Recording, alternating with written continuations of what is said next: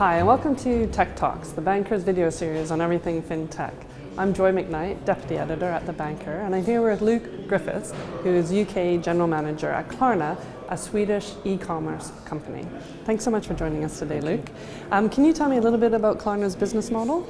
Sure. So Klarna is now 12 years old, founded in Stockholm.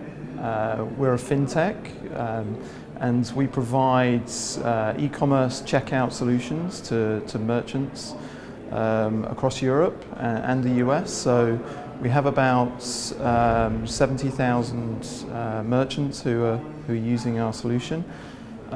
We have now about 60 million consumers across Europe and the US who are using our payment methods.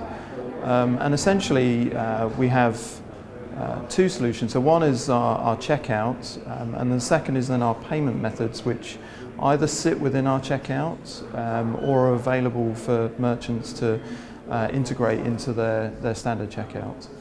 And what we're focused on is separating the paying of products from the actual buying of products, if you like.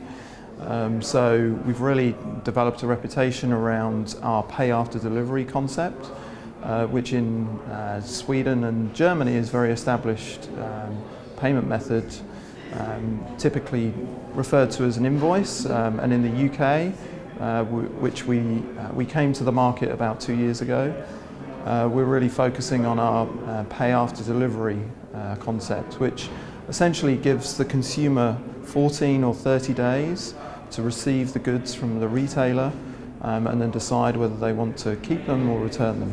Okay, can I just ask how that works in terms of, because it's really about financing almost, Sure. Isn't it? So can you tell me sort of how that actually works at the checkout? Sure. So it's essentially providing finance to the consumer, either over the 14 or 30 days period, or over an extended period, which is effectively a credit agreement.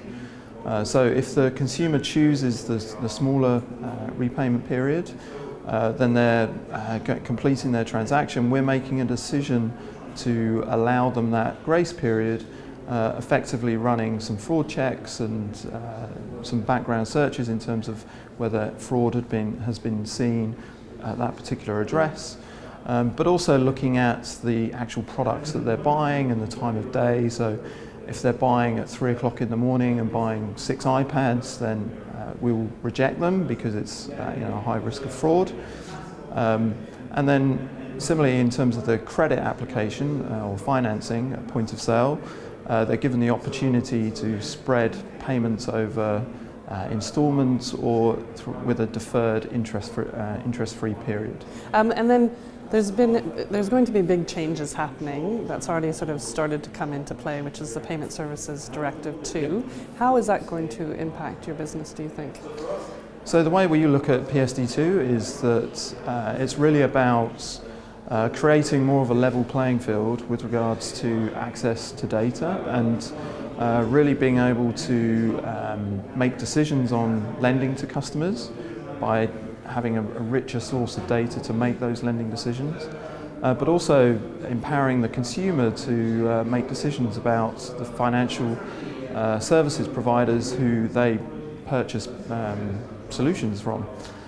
So we fintechs such as Klarna have really focused on the customer experience and taking friction out of either the checkout process or a decision to lend to somebody. And we think that PSD2 is just going to create even more of a better customer experience by empowering them to use a wider selection of financial service providers than just their bank. Do you think that the authorities, let's say EBA, are there things that they can do to actually even greater open up the payments market? Yeah, so I guess our concern is about the influence that the established banking institutions are having over the regulators, and our concern is that perhaps they're not going as far as they could because of the influence of the banks. And really that's, we feel, is not a necessary approach because if anything, it's for the banks, it's an opportunity for them to really diversify and to partner with other fintechs and to really diversify their product range by partnering. And so we would hope that there's much more of a cooperation rather than competition approach to the regulation.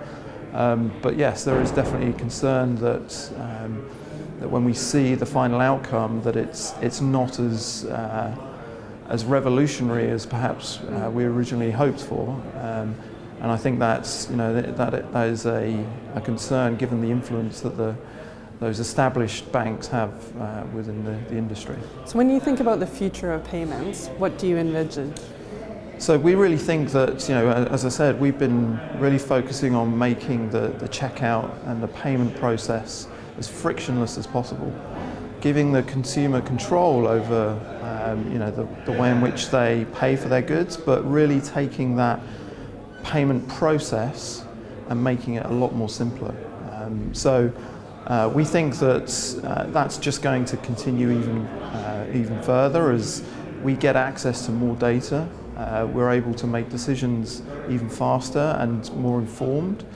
And really it's about payments, if you like, disappearing into the background. So just as you see today with Uber, you get out of the car at the end of the journey, you can give your rating in the app, and that's it. You've not thought about paying. And really that's what we want to see continue from an e-commerce perspective, taking that friction away from the shopping experience with much more smoother processes. Okay, great. Thank you so much for your insights today, Luke. Thank you.